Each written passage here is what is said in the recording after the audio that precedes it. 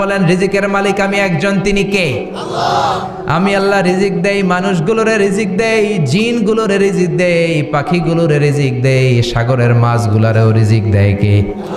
সাগরের তিমি মাছ সাগরের এক মাথা থেকে আরেক মাথায় খালি পেটে বের হয়ে যায়, দিন শেষে তিমি মাছের পেটটা ভর্তি করে তিমি মাছরে ফিরায় দেয় কে?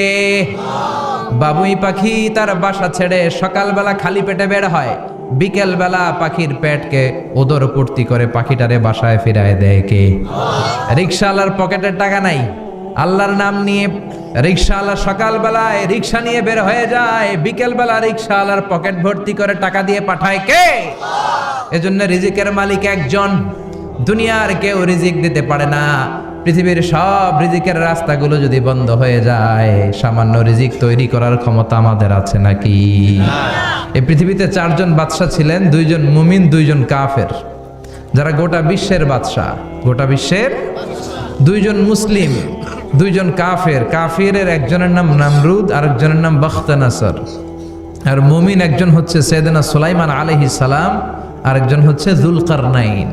তো সাইয়েদনা সুলাইমান আলাইহিস সালাম আল্লাহকে বলল, আল্লাহ আমি গোটা বিশ্বের বাদশা, আমি গোটা পৃথিবীর সব মানুষগুলোকে একবার লাঞ্চ খাওয়াতে চাই। কি খাওয়াতে? লাঞ্চ মানে কি? দুপুরের খাবার। আল্লাহ বলবেন নো, আল্লাহ বললেন no, it's not your job Sulaiman. Sulaiman এটা তোমার জব না, it's my duty, it's my job, it's my business. এটা আমার কাজ, আমার কাজ তুমি করতে যাও না। সাইয়েদনা সুলাইমান বললেন, আল্লাহ আমারে ট্রাই করার চেষ্টা দেন, সুযোগ দেন, আমাকে একটু ট্রাই করার সুযোগ দেন, চেষ্টা করার সুযোগ দেন। আমি একটু চেষ্টা করতে চাই গোটা বিশ্বের সব প্রাণীকুলকে, মৎস্যকুলকে, জিনকুলকে, মানবকুলকে খাওয়াতে চাই। আল্লাহ বললেন, সুলাইমান এইটা তোমার কাজ নয়, তুমি পারবা না, কাজটা কার? আমি রিজিক দেই। সেদিন সুলাইমান বললেন, লেট মি ট্রাই, আমাকে একটু চেষ্টা করার তৌফিক দেন, আমি একটু করি, দেখি না পারি কিনা। আল্লাহ রাজি হয় না, সুলাইমান নবীও ছাড়ে না, ভেজাল আছে না নাই? সুলাইমান আলাইহিস সালামের জোরাজোরিতে আল্লাহ রাজি হলেন। সাইয়েদনা সুলাইমানের অনুসারী ছিল জিনেরা, জিনেরা আবার ওনার কথা শুনতো। উনি জিনদের নিয়ে গোল টেবিল বৈঠক করলেন আর বললেন, সাগরের তীরে বিশাল বড় বড় ডেগের মধ্যে রান্না করো, আফ্রিকার গরুগুলোকে ফ্রাই করো, তিমি মাছগুলোকে ভুনা করো, খাসিগুলোকে রেজালা করো, পোলাও করো, খিচুড়ি করো, বিরিয়ানি করো, সব ধরনের খাবার জমা করো। অমুক অমুক দিন দুপুর বেলায় আমি সাইয়েদনা সুলাইমান আলাইহিস সালাম গোটা বিশ্বের সবাইকে দুপুরের খাবার খাওয়াবো।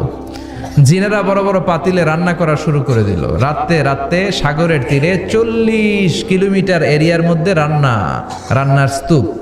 চলে আসলো সেই মাহেন্দ্র দিন, যেদিনে না লাগবে না, যেদিন খাওয়ানো হবে ওই দিন সবাই এসেছে। সাইয়েদনা সুলাইমান উদ্বোধনী ভাষণ দিবেন। উনি বলতে শুরু করলেন, জিনেরা লাইন ধরবে এদিকে, মাছেরা লাইন ধরবে এদিকে, পাখিগুলো লাইন ধরবে এদিকে, মানুষগুলো লাইন ধরবে এদিকে, সবাই লাইনে লাইনে এসে খাবার খেয়ে যাও। সাগরের ভেতর থেকে বিশাল এক তিমি মাছ এসে বলে, সুলাইমান আমি লাইন মানি না। কি মানি না? আমারে বেলাইনে খাবার দাও। সাইয়েদনা সুলাইমান বললেন, আমি নবী মানুষ, আমি বেলাইন করতে পারি না। তিমি মাছ বলে, আমার পেটে প্রচন্ড ক্ষুধা, এই ক্ষুধায় যদি আমি মরে যাই তাহলে কিয়ামতের দিন আল্লাহ তোমারে ছাড়বে না, কারণ আমি তোমার মেহমান হয়ে এসেছিলাম। ঝামেলা আছে না নাই? সাইয়েদনা সুলাইমান বললেন, বিপদে কি করি? আসলেই তো এই তিমি মাছ আমার মেহমান, আজকে না খেয়ে যদি মারা যায় কিয়ামতের দিন আল্লাহ আমারে ছাড়বে না।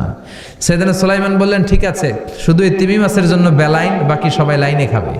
কিছু লোক আছে দেখবেন সব জায়গায় বেলাইন করে, আছে না নাই? র্যাব আছে, পুলিশ আছে, এর ফাঁকে বেলাইন করে ফেলায়, আছে না নাই? তো সাইয়েদনা সুলাইমান জিনদের আদেশ করে দিল, যাও আফ্রিকার একটা গরু, রোস্ট করা একটা গরু তিমি মাছের পেটের ভিতরে ঢুকায় দাও। তিমি মাছ বলল, সুলাইমান আমি হা করে রাখবো আমার মুখটা, যতক্ষণ না আমার পেট না ভরে তুমি খাবার দিতে থাকবা, পেট ভরে গেলেই মুখ বন্ধ করে ফেলবো।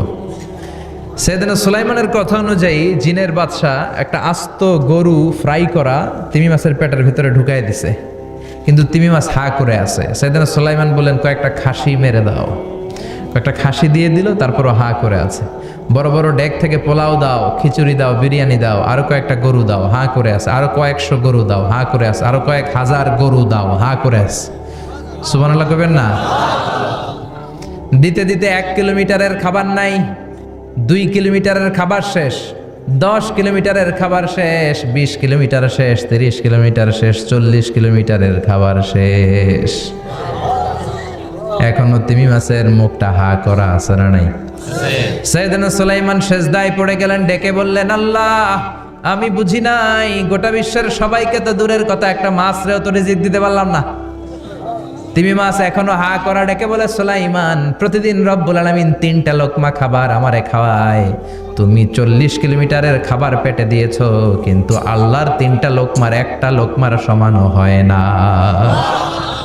এজন্য আল্লাহ বললেন, ওয়ামা মিন দাব্বাতিন ফিল আরদি ইল্লা আলাল্লাহি রিজকুহা ওয়া ইয়ালামু মুস্তাকাররাহা ওয়া মুস্তাওদাআহা কুল্লুন ফি কিতাবিম মুবিন। আল্লাহু আকবার। এই পৃথিবীতে যত প্রাণী আছে, মানুষ আছে, সবাইকে রিজিক দেয় কে? এজন্য রিজিকের মালিক আল্লাহ। ডেকে বললেন, গোলাম আযাব আর গজব ততদিন আসবে যতদিন তোমাদের নাফরমানি বন্ধ না হয়, আর যেদিন থেকে নামাজি হয়ে যাবা, যেদিন থেকে আল্লাহওয়ালা হয়ে যাবা, আযাব আর গজব বন্ধ করে দিবে কে? রহমত দিয়ে দেশটারে ভরে দিবে কে? লা ইন শাকারতুম লা আযীদান্নাকুম। শুকরিয়া করো, আমি নিয়ামত বাড়ায় দিব। কার কথা? আর জোরে বলেন কার? আল্লাহ সবসময় আমাদেরকে তুমি নিয়ামত গুজারদের অন্তর্ভুক্ত হওয়ার তৌফিক দাও। আমিন। আর জোরে পড়েন আমিন।